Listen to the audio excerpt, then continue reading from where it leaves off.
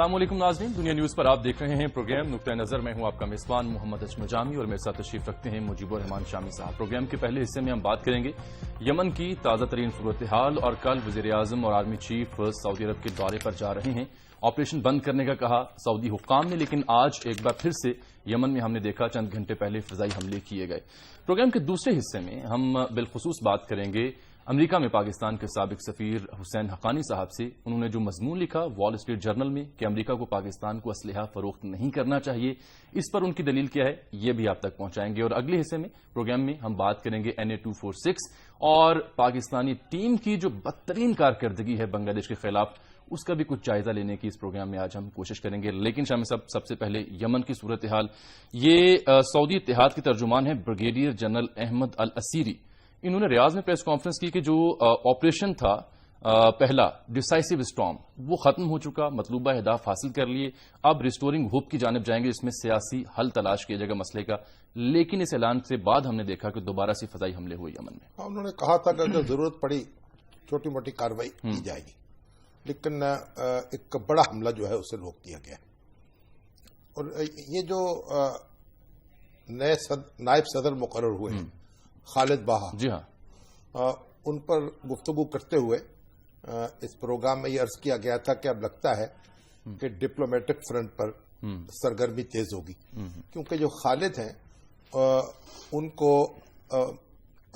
मुकर्रर किया गया नायब सदर और वो काबिल कबूल हो सकते हैं सारे ग्रुप्स के। उससे पहले भी होस्की उन्होंने कहा था वापस आए जब वो PM थे। बिल्कुल बिल्कुल। तो वो मुज़ाकरात का आगाज कर सकते हैं और एक नई सूरत हाल पैदा हो सकती है यमन में।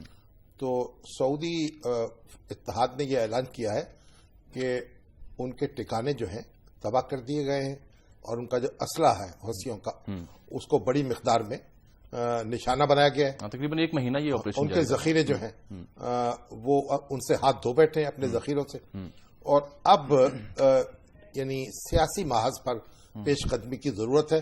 तो अब ये जो ऑपरेशन का नया मरहला है, गोया उम्मीद की तलाश कह लीजिए आप इसको, या उम्मीद की जस्तजू, वो उस पर काम शुरू होगा। रिस्टोरिंग होप, यानी रिस्टोरिंग होप या उम्मीद की बहाली। बिल्कुल।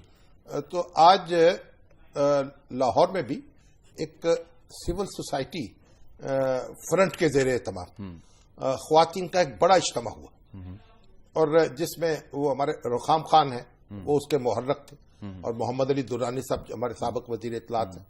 तो ख्वातीन की बड़ी तादाद मौजूद थी, यानी प्रोफेसर्स, डॉक्टर्स, प्रोफेशनल्स, बड़ी तादाद सिविल सोसाइटी की नुमाइंदा ख्वातीन वहां जमा थी, और उन्होंने एक बड़ी पुरजोर करारदाद मंजूर की।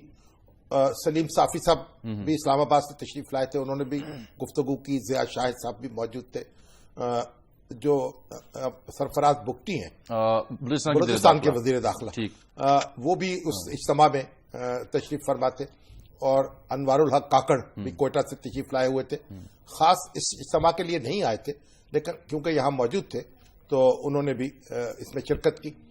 और मोहम्मद अली दुरानी साहब ने गुफ्तगू के बाद ख्वातीन ने बड़े जोर शोर से हिस्सा लिया, कुछ हमने भी मारूदात पेश की, तो एक करारदाद मंजूर की, और ये तय किया गया कि सऊदी पाक ख्वातीन कौंसिल जो है वो बनाई जाए, और मुतालबा किया हुकूमत पाकिस्तान से कि वो यमन के मामले में सऊदी हुकूमत की भरपूर इमदाद का ऐलान करे और उससे साथ खड़ी हो।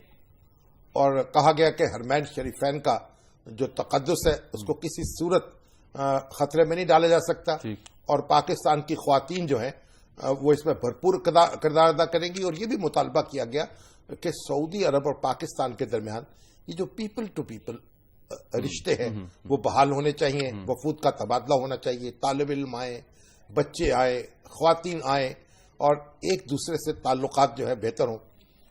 तो एक हम तो शायद ख्वातीन हमारी तो जाने में तैयार हूं, लेकिन क्या सऊदी अरब इतनी फ्रीक्वेंटली? सऊदी ख्वातीन भी आ सकती हैं, यानी पर्दा जो है वो आपको रोकता नहीं है, उसमें आप हर काम कर सकते हैं और इज्तिमाई अपनी जिम्मेदारियां भी अदा कर सकते हैं। आपको हमारी ख्वातीन तो आपको पता है कि उन्होंने एक भरपूर हिस्सा लिया। हजरत खुदैजा, यानी आप कितना बड़ा उनका कारोबार था। हजरत आयशा, वो कितनी बड़ी खतीब थी और फसीह उनके अल्फाज थे, फसाहत और बलागत سے بھرپور ان کا خطاب ہوا کرتا تھا. تو اب ایک آواز آئی کہ بھئی یہ خواتین کا اجتماع ہے, قرارداد بھی خواتین کی ہے اور اسے پیش مرد کر رہے ہیں. یہ دلچسپ تھا ویسے. میں نے کہا بھی ایسی بات ہے جیسے کماتے مرد ہیں اور خرچ خواتین کرتی ہیں. تو بہرحال قرارداد منظور ہوئی, اور ایک یعنی آہستہ آہستہ عوامی سطح پر بھی ایک بڑا رد عمل پیدا ہو رہا ہے, اور لوگوں کو یہ احساس ہو رہا ہے کہ ہمیں ہر قیمت پر سعودی عرب کے ساتھ کھڑے ہونا چاہیے. اور یہ کہا گیا کہ دیکھیے خطرہ جو ہے اس کے تعین کا یا اس کی حید کا اندازہ لگانا یا اس کے بارے میں گفتگو نہیں, سعودی عرب کا حق ہے اسے بھانپنا. اس کو بھانپنا. سعودی عرب بھانپے گا, اس کو کس طرح کا خطرہ ہے اور کہاں سے ہے, ہم نہیں بھانپ سکتے. جو وہ کہے گا ہمیں ماننا ہوگا. ٹھیک ہے. تو بہرحال یہ بات کئی دن پہلے زیر بحث آئی تھی کہ وزیر اعظم نواز شریف اور chief of army staff Raheel Sharif کو جانا چاہیے. اور یہ اسی پروگرام میں آپ نے یہ گزارشات کی تھیں کہ اب شاید وزیر اعظم کو ہی جانا پڑے, ٹھیک ہے نا. ڈیمیج کنٹرول کرنے کے لیے. یہ ہے کہ پہلے شہباز شریف صاحب کو بھیجا گیا. ایک چھوٹی سی جو غلطی ہے کہ غیر جانبدار کا لفظ جو ہے وہ نیوٹرل والا اپنے سیاق سباق میں تو شاید وہ اتنا بے محل نہ ہو یا اتنا غلط نہ ہو, لیکن جب اس کو پھیلا دیا گیا پورے ریزولوشن پر اور تو اس کا ایک غلط میسج گیا. بہرحال اب سعودی عرب اور پاکستان کے درمیان وہ جو تھوڑی بہت تلخی تھی وہ رفع ہو رہی ہے, اور پاکستان پوری یکسوئی کے ساتھ سعودی عرب کے ساتھ کھڑا ہے. اور میں تو آپ سے عرض کروں کہ سعودی عرب کے اور پاکستان کے جو معاملات ہیں, ہمارے درمیان کس طرح کے معاہدے موجود ہیں اور ہماری ایک دوسرے کے ساتھ کیا کمٹمنٹ ہے, لوگوں کو اس کی کوئی خبر نہیں ہے. بالکل بالکل. اچھا, اب جو معاہدے ہوتے ہیں ملکوں کے اور قوموں کے درمیان, اس کی بعض تفصیلات صیغہ راز میں رکھی جا سکتی اور کچھ منظر عام پر آ بھی جاتی ہیں, لیکن بحیثیت مجموعی تو ان کو منظر عام پر آنا چاہیے. دیکھیے سیٹو تھا, سینٹو تھا, ہم اس میں شریک تھے, تو اس سب لوگوں کو معلوم تھا کہ یہ ہمارا معاہدہ ہے اور اگر کوئی ہم پر حملہ کرے گا تو اس کا کیا نتیجہ نکلے گا. یہ تو پبلک رائٹ بھی ہے نا ٹو سیک انفارمیشن, ٹھیک ہے نا. اور ہماری ایک دوسرے کے ساتھ کیا کمٹمنٹ ہے. ٹھیک.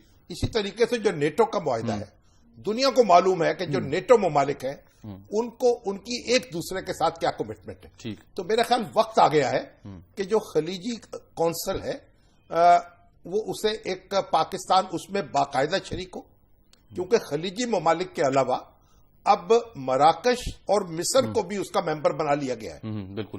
تو اب ضروری بات ہے کہ پاکستان اس میں باقاعدہ شریک ہو, ایک باقاعدہ دفاعی معاہدہ کیا جائے, اور دنیا پوری کو علم ہو کہ کسی ملک کے خلاف کارروائی جو ہوگی وہ دوسرے ملک کے خلاف کارروائی سمجھی جائے گی, تاکہ پھر ہم بغیر کسی سوچ بچار کے بس پورا ملک جو ہے یکسو ہو جائے, اور جب بھی کوئی ایسی صورتحال پیدا ہو وہ قبر ہمت کس لے. ایک ضمنی سوال ہے, بریک کا وقت بھی آن پہنچا ہے کہ بی بی سی کی رپورٹ ہے کہ یہ جو سعودی عرب نے حملہ کیا ایک مہینے تک, اس کے باوجود حوثی باغیوں کی پیش قدمی کو مؤثر طور پر روکنے میں ناکام رہی سعودی گورنمنٹ اور ان کے اتحادی.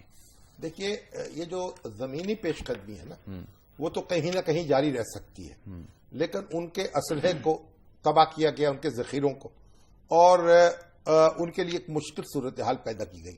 اب سعودی عرب کا دعویٰ یہ ہے کہ ہم نے اپنے اہداف حاصل کر لیے ہیں. ٹھیک. تو اس لیے ہمیں اسی پر یقین کرنا پڑے گا, اور اب سعودی عرب جس طرح سے چاہے گا آگے پیش قدمی کر سکے گا, کیونکہ بنیادی کردار تو اسی کو ادا کرنا ہے. ہم نے تو صرف اس کے ساتھ ایک نفسیاتی تعلق کو نبھانا ہے اور جذباتی تعلق کو نبھانا ہے. ٹھیک ہے, پیش قدمی ہم بھی کرنے جا رہے ہیں, اور پیش قدمی ہے بریک کی جانب. ملیں گے آپ سے بریک کے بعد.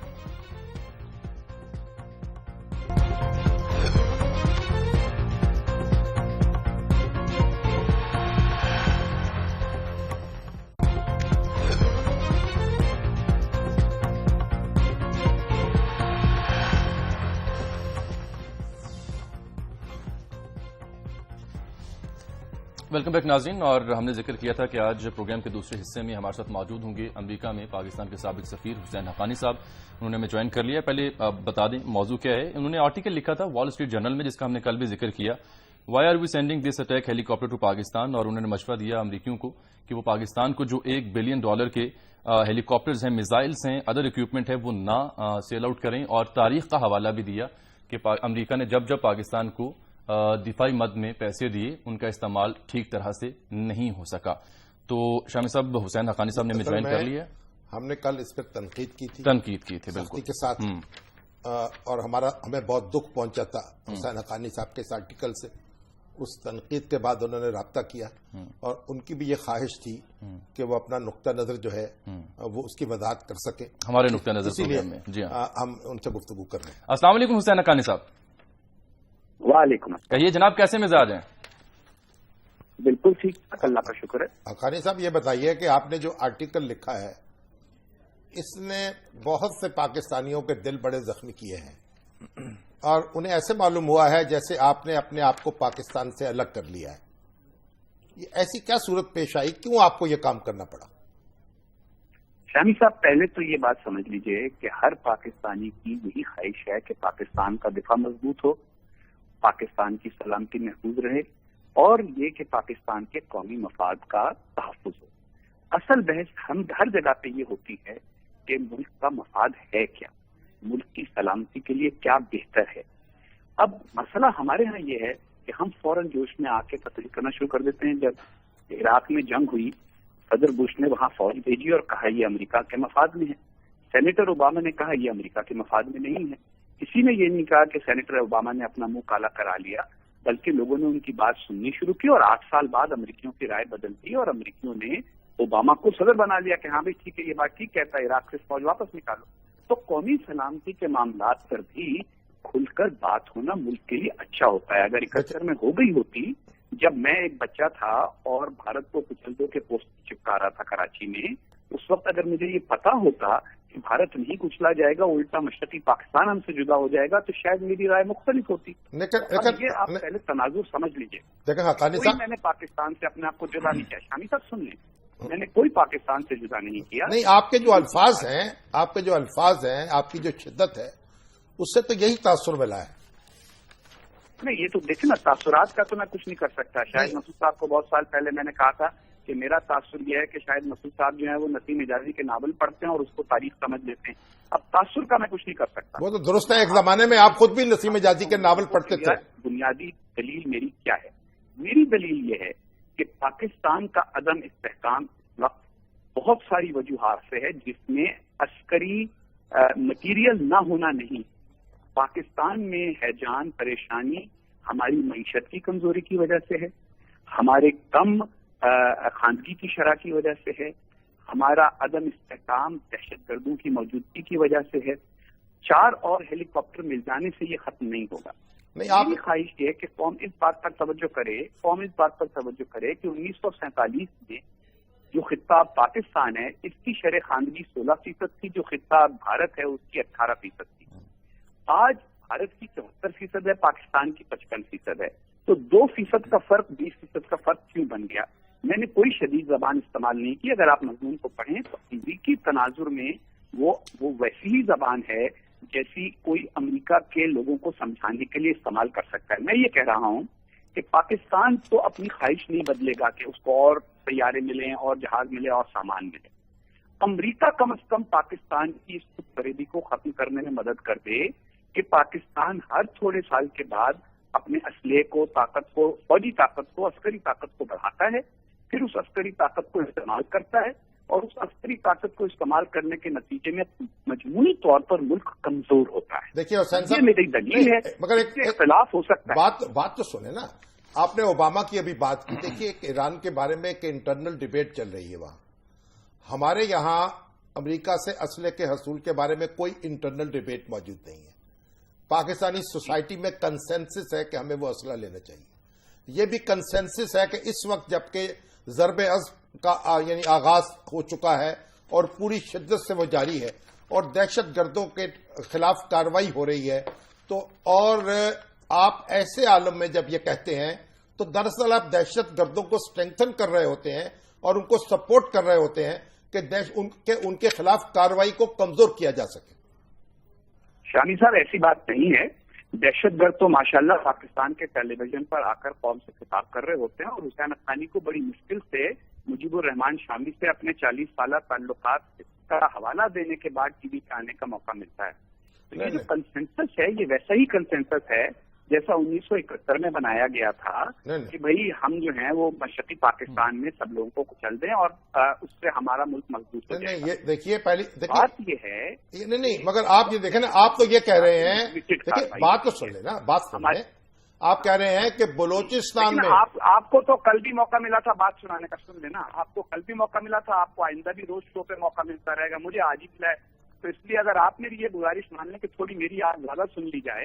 ہاں جی فرمائیں۔ کہ میں نے بلوچستان کا حوالہ دیا، یعنی آپ کا خیال ہے جو بلوچستان میں جو لوگ علیحدگی پسند ہیں، جو لوگوں کو قتل کر رہے ہیں، جو معصوم لوگوں کی جانوں سے کھیل رہے ہیں، ان کے خلاف کارروائی نہ ہونی دی جائے، ان کو آپ نے سیکولرزم کی پناہ دے رہے ہیں ان کو آپ؟ بالکل یہ نہیں کہا۔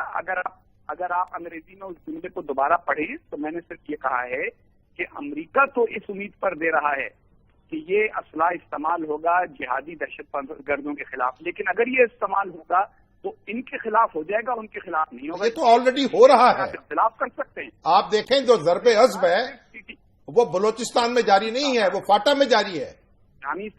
شامی صاحب میں اگر مجھے موقع فراہم کیا جائے گا تو میں آ کے دیکھ لوں گا خود اپنی آنکھوں سے، لیکن میری جو معلومات ہیں اور جو یہاں آپ وہاں کے کنسنسس کی بات کر رہے ہیں، امریکہ میں کنسنسس یہ ہے کہ ٹی ٹی پی کے خلاف کارروائی ہو رہی ہے، جو کہ اچھی بات ہے، لیکن ریاستی دہشت گرد تنظیمیں پاکستان میں موجود ہیں جن میں 3-4 بلوچستان سے متعلق بھی ہیں، ان میں اکثریت کے خلاف کوئی کارروائی نہیں ہو رہی۔ نہیں کارروائی افغان طالبان اور حقانی نیٹ ورک اور لشکر طیبہ اور جیش محمد اور حرکت الجہاد الاسلامی اور بہت ساری تنظیمیں یہ سارے پاکستان میں نہ صرف موجود ہیں۔ یہ سارے حقانی صاحب یہ آپ کے توہمات ہیں جن کے آپ نام لے رہے ہیں، اور ہمارے کیا ہیں؟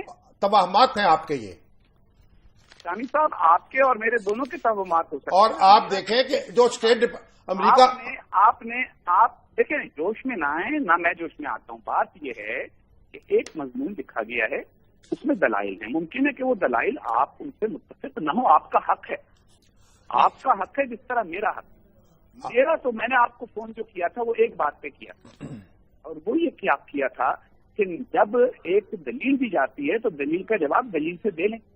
اور میرا تو کہنا یہ ہے کہ ماشاءاللہ پاکستان میں اتنے سارے بیٹھے ہیں لکھاڑی، مجھے کوئی 24 گھنٹے میں 500 گالیاں دی جا چکی ہیں، ہزاروں تانے دیے جا چکے ہیں، ان میں سے کوئی ایک مرد مومن جو ہے وہ جواب لکھتے کسی امریکی اخبار کے اندر، امریکیوں کے ساتھ دلیل بحث ہو رہی ہے نا۔ جواب تو اصل میں بات یہ ہے یہ کہنا کہ میں پاکستان سے کٹ گیا ہوں، اچھا یہ کہنے کی بجائے اچھا حقانی صاحب مجھے آپ کو یہاں روکنا ہوگا کیونکہ ہمارے پروگرام میں یہاں ایک بریک کا وقت آن پہنچا ہے۔ اس بریک کے بعد اسی گفتگو کو یہیں سے شروع کریں گے جہاں آپ چھوڑے ہیں۔ ملتے ہیں ناظرین آپ سے ایک بریک کے بعد۔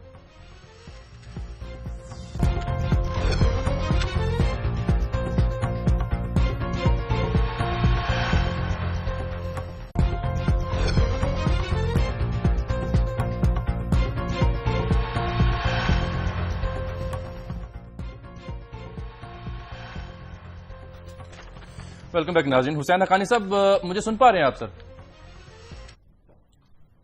جی جی اچھا سر صاحب ابھی جو ہمارے کئی میسجز آ رہے ہیں، قیوم نظامی صاحب کہہ رہے ہیں کہ آپ کو اپنی پاکستانی نیشنلٹی سرنڈر کرنی چاہیے پہلے، اور ہمارے حبیب اکرم صاحب بھی کہہ رہے ہیں کہ سٹینسز پر تو بحث نہیں ہو سکتی، آپ نے امریکن سٹینس لے لیا ہے، اور ممتاز اقبال ملک صاحب آپ سوال آنے دینا رد عمل کا اظہار کر رہے ہیں۔ ٹھیک ہے، آپ مجھے بتائیں تو آپ نے کیا پاکستانی نیشنلٹی سرنڈر کر دی ہے؟ بالکل بھی نہیں، میرے پاس صرف پاکستانی نیشنلٹی ہے۔ میں امریکہ میں ایک پروفیسر کے طور پہ رہتا ہوں اور اس وقت تک رہوں گا جب تک میرے پاس ملازمت ہے، جیسے اور لاکھوں پاکستانی رہتے ہیں۔ تو پھر آپ نے وی کا لفظ کیسے استعمال کیا؟ آپ نے مضمون پڑھا، اپنے آرٹیکل میں مضمون پڑھا؟ میں نے ایک لفظ پڑھا ہے، میرے سامنے رکھا ہوا ہے، یہ رہا ہمارے پاس ہے، اسکرین پہ بھی چلا رہے ہیں حقانی صاحب۔ اس میں ذرا اس پیراگراف کی طرف جائیے جہاں میں نے ضرب عرض کے بارے میں بات کی ہے، اور یہ کہا ہے کہ ضرب عرض سے ایک اچھی بنیاد ہوئی ہے، شروع ہوا ہے کام، اور اس کے بارے میں یہ کیا جائے کہ امریکہ پاکستان کو لیز کر دے ہیلی کاپٹر، تاکہ اگر یہ اس میں توسیع ہوتی ہے اور مزید دہشت گرد گروہوں کے خلاف کارروائی بڑھتی ہے تو پھر ٹھیک ہے، तो इस पे आपको क्या एतराज है? नहीं, मगर सवाल ये है कि ये कहाँ साबित होता है? ये तो अमेरिकन साबित होता है कि मैं ज़र्बे अर्ज कमजोर करना चाह रहा हूँ। ये तो अमेरिकन नहीं, अमेरिकन हुकूमत ने आपसे कोई मशवरा तलब किया? ये तो उनका फैसला करने की बात है ना। सरकार, अगर मैं अमेरिकन हुकूमत को, अखबार में क्या होता है, अखबार में आदमी जब लिखता है तो मशवरा ही देता है ना किसी को। मैं तो अपनी राय अच्छा, एक और गुजारिश सुनिए ना। आपको मेरी राय से इतनी ज्यादा उसके ऊपर रद्द अमल की क्या जरूरत है कि 50 टेलीविजन शो अगर मेरी राय अमेरिकी हुकूमत को मशवरे के तौर पर मुतासिर नहीं करेगी और मैं गैर अहम आदमी हूँ जिसकी राय की कोई अहमियत नहीं है, तो इस पर इतना परेशान होने अच्छा, परेशानी की कोई बात नहीं है। परेशानी हमें इस बात की नहीं है कि हमें असला नहीं मिलेगा। परेशानी यह है कि आप जैसा दोस्त जो है पाकिस्तान उससे महरूम हो रहा है। पाकिस्तान बिल्कुल महरूम दोस्त से नहीं हो रहा, बल्कि एक दोस्त पाकिस्तान के मफाद में पाकिस्तानियों को ये बावर कराना चाहता है। वो जो बड़ा खूबसूरत शेर आप ही से कभी सुना था 20-25 साल पहले कि तेरी दुआ है कि हो तेरी आरज़ू पूरी और मेरी दुआ है तेरी आरज़ू बदल जाए। तो हम ये अर्ज कर रहा हूँ कि मगर ये आप मुझे बता को जिस चीज पर तवज्जो की जरूरत है। देखिए, डेंग शाओपिंग थे चीन के रहनुमा, उन्होंने ये इस्तदलाल दिया कि इस वक्त चीन की सबसे बड़ी जो मुश्किल है वो ये है कि चीन इक्तिसादी तौर पर तरक्की याफ्ता नहीं है। माओ ज़ेतुंग ने उनको जेल में बंद कर दिया और कहा कि ये तो एजेंट। कुछ अर्से के बाद चीनियों ने उनकी बात पर गौर करना शुरू किया, वो निकल के आए और उसके बाद चीन के रहनुमा बने। और आज चीन अगर अमेरिका को आंखों में आंखें डालकर बात कर रहा है तो माओ ज़ेतुंग की वजह से नहीं, डेंग शाओपिंग की वजह से कर रहा है। मगर डेंग शाओपिंग मेरी गुजारिश है कि जो मुझ जैसे नाचीज हैं जो कौम को ये बावर करा रहे हैं कि आप जिस चीज पर कंसेंसस कर रहे हैं मुमकिन है उसमें कोई खामी को गलती हो, उस पर गौर कर लें। मेरी तजवीज पर गौर करके आप उसी नतीजे पर पहुंच सकते हैं जिस पर आप पहुंची। नहीं हुसैन, एक बात सुने, फिक्र है तय्यूम निजामी साहब वाला, नहीं आप खैरियत छोड़ दें। अब तय्यूम निजामी साहब से मैं ये अर्ज करूंगा कि उनको याद है कि 1985 में मोहतरमा बेनजीर भुट्टो ने पाकिस्तान को एवैक्स तैयारे फराहम करने की मुखालफत की थी। उस वक्त उन पर भी बड़ी लानतान हुई थी, मगर वो उनकी जो मुखालफत थी उसका कोई सबब था, कुछ दलाइल थे। दलाइल का जवाब दलाइल से दे लें। नहीं, मगर एक बात सुने ना, बेनजीर भुट्टो हों या डेंग शाओपिंग हों, वो जिस राय का इजहार कर रहे थे वो अपने मुल्क के अंदर रहते हुए कर रहे थे और उसकी कीमत भी अदा कर रहे थे। मोहतरमा बेनजीर और आप जिस राय का, आप पाकिस्तान आए, अपनी राय का इजहार करें, यहाँ डिबेट शुरू करें और फिर अच्छी बात है। ये हमारे सलीम मंसूर खालिद साहब ये डिबेट तो शुरू कर दी ना मैंने। अगर मैंने जंग में या नेशन में मजमून लिखा होता तो इतनी डिबेट होती। ये तो वॉल स्ट्रीट जर्नल में लिखा है तो आपको तौफीक। अच्छा जनाब, प्रोग्राम का वक्त जो है वो तकरीबन खत्म होने करीब है। हमारे तीसरा सेगमेंट है, मजीद भी एक दो मौजूद है, लेकिन जाते जाते एक सवाल भी है आपसे। हमारे बहुत से दोस्त ट्विटर पर और सोशल मीडिया पर ये आपसे जानना चाह रहे हैं, जब आप सफीर थे 2008 से 2011 के दौरान, तो तब भी क्या आपने अमेरिकन गवर्नमेंट को यही मारूजात, यही सजेशंस दी थी जो अब आपने इस आर्टिकल के जरिए दी हैं? तो लोग कहते हैं कि अगर यही दी थी तो फिर मेमो कमीशन के इल्जाम दुरुस्त साबित हो गए क्या? जी नहीं, उनकी 2008 और 2011 के दरमियान मैंने पाकिस्तानी हुकूमत के सफीर के तौर पर पाकिस्तानी हुकूमत की उस वक्त की जो भी पॉलिसी थी वही आगे बढ़ाई। आदमी जब ठीक है जॉब पे होता है उसकी वो जिम्मेदारी होती है। रह गया ये राय, तो ये बुनियादी राय कि पाकिस्तान को अस्करियत पसंदी से हटकर अपनी अंदरूनी इस्तेहकाम पर तवज्जो देनी चाहिए। ये राय मेरी 2005 में अपनी किताब में भी थी जो मैंने लिखी थी, Pakistan between mosque and military. और माजरत के साथ मुझे ये सुनकर बहुत दुख हुआ कि शामी साहब ये समझते हैं कि ये जितने भी दहशतगर्द गिरोह हैं जिनको अक़वाम मुत्तहिदा ने, जिसका पाकिस्तान रुकन है, उसने दहशतगर्द करार दिया है, ये सिर्फ हमारे वाहिमे हैं। मुझे भी बड़ा अफसोस हुआ है ये सुन के कि आप कश्मीर की जो तहरीक आजादी है उसको तस्लीम ही नहीं कर रहे। नहीं, कश्मीर की तहरीक आजादी वो है जो कश्मीरी जिसमें शरीक है। तो सब कश्मीर की तहरीक आजादी मुरीदके से नहीं, श्रीनगर से चलनी चाहिए। श्रीनगर ही से चल रही है। अभी भी आप देखिए वहां पाकिस्तान जिंदाबाद का नारा श्रीनगर ही में लगता है।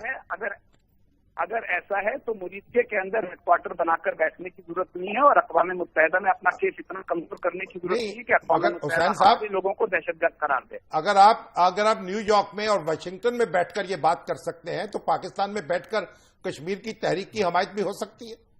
بلا شبہ نہیں، ہم پاکستان آ کر بھی یہی باتیں کرتے ہیں. اگر آپ کو یاد ہو تو آپ ہی سے یہ باتیں ہوتی رہی ہیں. پھر آپ سلیم منصور خالد صاحب نے آپ نے حالات ایسے پیدا کر دیے ہیں، یہ میسج دیا ہے کہ آپ اور الطاف حسین دونوں پاکستان آ جائیں، بات کر کے آپ پاکستان آ جائیں، پاکستان آ کر یہ ڈیبیٹ کریں. الطاف حسین کا میں نہیں کہہ سکتا، الطاف حسین کا نہیں کہہ سکتا، میں تو انشاءاللہ تعالی پاکستان ضرور آؤں گا. چلے ہم آپ کا انتظار کریں گے. ہم منتظر رہیں گے کہ آپ پاکستان تشریف لائیں، اور جب آپ پاکستان آئیں گے پھر آپ سے اگلی نشست رکھتے ہیں انشاءاللہ. تو آپ کا ابھی تک کے لیے تو بہت شکریہ، اور آگے بڑھتے ہیں. شامی صاحب، ایک اور اہم موضوع تھا، الطاف حسین صاحب کا چونکہ ذکر ہو رہا ہے، تو الطاف حسین صاحب نے متحدہ نے گورنر سندھ سے بڑی دوریاں اختیار کر لی ہیں. کل انہوں نے کہا کہ جناب ان سے ہمارا کوئی تنظیمی تعلق نہیں، یہ وفاق کے نمائندے تھے اور ہیں. دیکھیے، جب کوئی شخص گورنر بنتا ہے تو وہ پارٹی کا حصہ نہیں رہ سکتا. گورنر سیاست میں حصہ نہیں لیتا. اس لیے جب عشرت العباد گورنر بنے تو ایم کیو ایم کا حصہ نہیں رہے. یہ آج کی خبر نہیں ہے، یہ آج سے کئی سال پہلے کی خبر ہے. اور اس وقت الطاف حسین صاحب نے اس بات پر اعتراض نہیں کیا اور ان پر عدم اعتماد کا اظہار نہیں کیا. اب بھی اگر اب وہ ان سے جو فاصلہ پیدا کر رہے ہیں یا ان کو شکایت پیدا ہوئی ہے تو ان کو چاہیے کہ وہ اپنی وفاقی حکومت جو ہے اس کو ان کی نومینیشن واپس لے لیں. کہتے ہیں گورنر سندھ نے ماورائے عدالت قتل جو ہوئے یا غیر قانونی جو چھاپے مارے گئے ان کا نوٹس نہیں لیا، اس لیے ہم ان سے گورنر سندھ لگا کہ بہت ناراض ہیں ان سے. گورنر کا تو کوئی اختیار ہی نہیں ہے کہ وہ ان معاملات میں دخل دے، لیکن یہ ان کا اور گورنر کا معاملہ ہے. انہوں نے نومینیٹ کیا تھا عشرت العباد صاحب کو، اور وہ ایم کیو ایم کے ایک نمائندے کے طور پر گورنر ہاؤس میں مقیم رہے، تو وفاقی حکومت نے بھی ان کو اپنا لیا اور اب بھی ان کو ایک رابطے کا ذریعہ سمجھا جاتا ہے. اگر فی الواقع ان کے ساتھ اتنا فاصلہ پیدا ہو گیا ہے تو پھر عشرت العباد کو اپنی فکر کرنی چاہیے. ٹھیک ہے، آپ کو پریشان ہے؟ نہیں، NA-246 کا بھی کچھ ذکر ہم کر لیں گے، لیکن پروگرام میں بھی وقت آن پہنچا ایک بریک کا. ملتے ہیں آپ سے بریک کے بعد.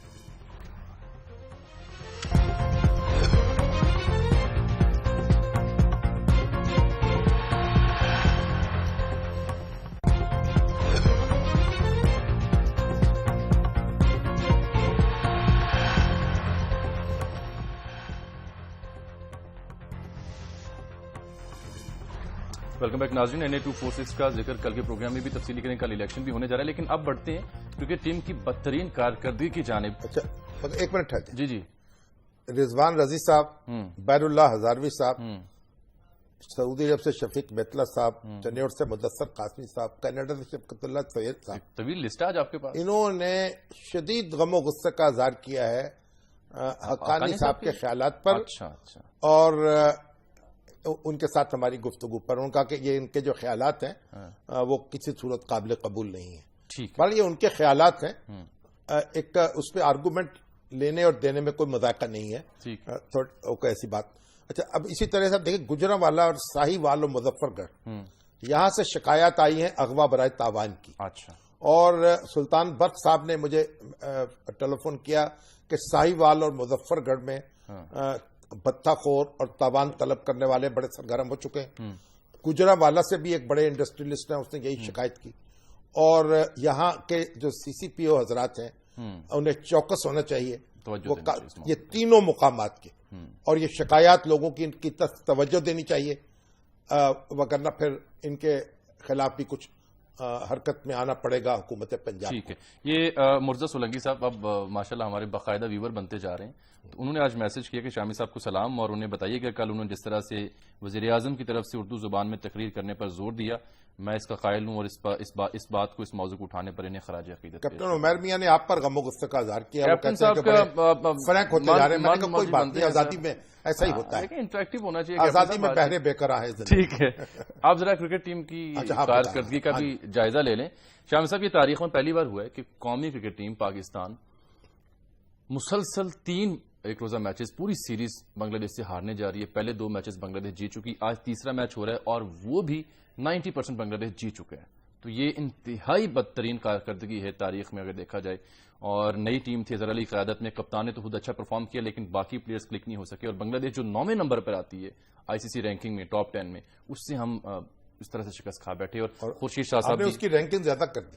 ہاں، ہو جائے گی ابھی سیریز کے. دیکھ اصل میں بات یہ ہے کہ اب لوگ یہ کہہ رہے ہیں کہ جو سسٹم ہے نا ہمارا وہی خراب ہے، اس پورے پر نظر ثانی کی ضرورت ہے. یہ نامینیشنز کے ذریعے سے اور سیاسی مداخلت کے ذریعے سے، پسند ناپسند کے ذریعے سے جو تقرریاں ہوتی ہیں، یہ بات درست ہے. اس نے ہم نے ایک پورا ہنگامہ کر رکھا. ہر جگہ یہی صورتحال ہے. اور کہیں لوگوں کو جو پروفیشنلز ہیں ان کے ہاتھ میں معاملات نہیں دیے جاتے کہ وہ خود طے کریں، خود لیڈرشپ چنیں.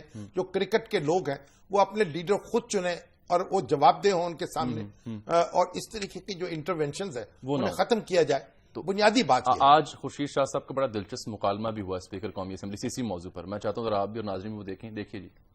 ادھر کوئی پروفیشنل لگا دے جن کو علم ہو، جن کو پتا ہو کہ فلانے ملک کی پچ کون سی ہے، فلانے پچ کی ملک کی پچ سلو ہے، فاسٹ ہے، ادھر کے کھلاڑی کون ہے، ہمارے ہاں کون ہونا چاہیے. لیڈر آف دا اپوزیشن، آپ کو شاہ صاحب مبارک ہو. کل آپ کی 50ویں سالگرہ تھی.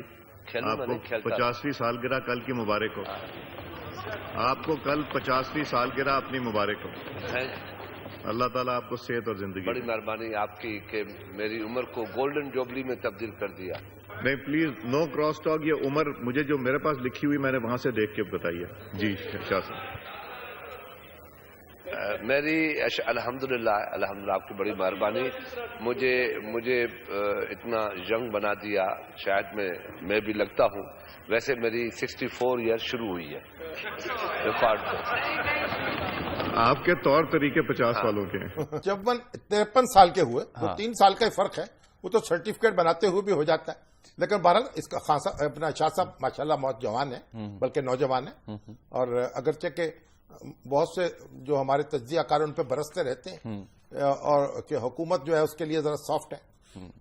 شامی صاحب، 2 افسوسناک خبریں جن کا آج ذکر ہم کریں گے. ایک تو پاکستان جو مارکیٹنگ کا شعبہ ہے الیکٹرانک میڈیا اور پرنٹ میڈیا کا، اس سے تعلق ایک معروف نام مسعود حامد صاحب یہ ہم میں نہیں رہے. یہ دیکھیے یہ ڈان گروپ کے چیف تھے مارکیٹنگ کے. 28 سال سے وابستہ تھے اس شعبے میں اور APNS کے سیکرٹری جنرل بھی رہے. بہت ہی مرنجا مرنج، بہت سنجیدہ، بہت ذہین شخص تھے. اور ان کو سر میں گولی مار کر ہلاک کر دیا گیا. ابھی تک قاتلوں کا کچھ پتہ نہیں چل سکا یہ ٹارگٹ کلنگ ہے یا کیا ہے. یعنی اتنا افسوسناک واقعہ ہے کہ اس کی جتنی بھی مذمت کی جائے کم ہے. اب یہ سندھ حکومت پر اور رینجرز پر اور پولیس پر قرض ہے ہم سب کا، ہمارے پورے میڈیا کے لوگوں کا، کہ وہ ان کے قاتلوں کو پکڑے اور ان کو قانون کے حوالے کرے.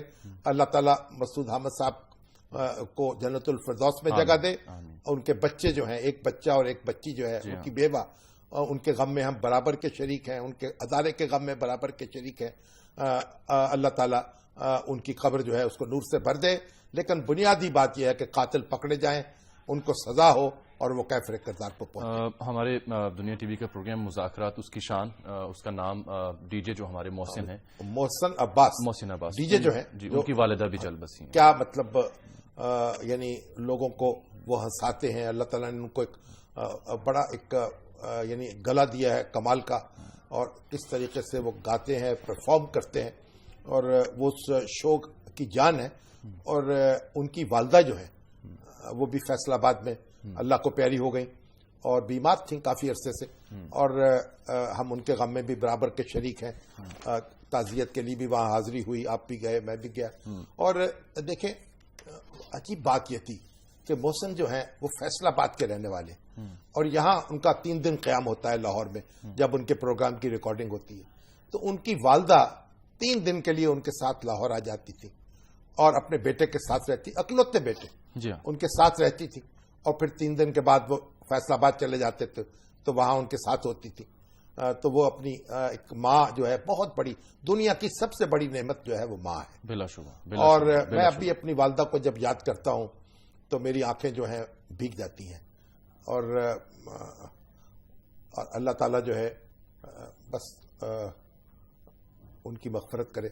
آمین. اور ہمارے محسن جو ہے ہم ان کے غم میں برابر کے شریک ہیں، ان کے ساتھ ہیں اور ان کی مغفرت کے لیے دعاگو بھی ہیں. اقبال کی نظم ہے نا والدہ مرحومہ کی یاد میں، اس کا آخری شعر جو ہے وہ بڑا ضرب المثل بن گیا ہے.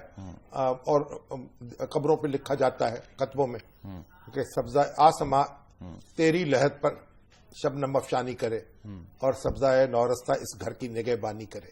ٹھیک ہے، ممتاز اقبال ملک صاحب ہیں راولپنڈی سے۔ السلام علیکم جی ملک صاحب۔ پروگرام کا وقت ختم، تو ذرا مختصر کیجیے گا بات۔ یہ کیا کہنا چاہ رہے ہیں ملک صاحب؟ آپ ملک صاحب ہلال کے ایڈیٹر ہیں، جو افواج پاکستان کا ترجمان، برسوں اس کے ایڈیٹر رہے، اب تو ریٹائر ہو چکے اور میرے کولیگ بھی تھے۔ اچھا ہاں ملک صاحب جی سر فرمائیے، آپ کیا کہنا چاہ رہے تھے؟ یہ سر اس کے اپنا الطاف حسین والی بات کیا نہیں، حقانی والی حقانی صاحب پر کچھ کہنا چاہتے ہیں؟ صاحب پر سب یہ ہے کہ ان کا تعلق حقانی صاحب کا تعلق تھا جنرل جہانگیر نصر اللہ سے، وہ انجینئر افسر تھے، اور ان کا چھوٹا بھائی جو ہے وہ انجینئر افسر تھا۔ چنانچہ انہوں نے آصف نواز صاحب نے ان کو پریشان کرنے کی کوشش کی، میاں آصف نواز کو۔ انہوں نے پریشان کرنے کی کوشش کی یا انہوں نے کوشش کی؟ نہیں سر، کوشش تو انہوں نے کی، ان لوگوں نے اس میں لڑائی اور گن کرائی۔ کوشش آصف نواز نے کرائی اس کو، میاں نواز شریف کو وہ کرانے کی۔ چلیے اب بات آپ کی بیچ میں رہ گئی، کیونکہ پروگرام کا وقت ملک صاحب ختم ہو چکا ہے۔ شام صاحب کل کوشش کریں گے ان کی بات پوری سن لیں۔ تو آج ناظرین سے زیادہ چاہتے ہیں، ملاقات ہوگی کل، تب تک کے لیے اللہ حافظ۔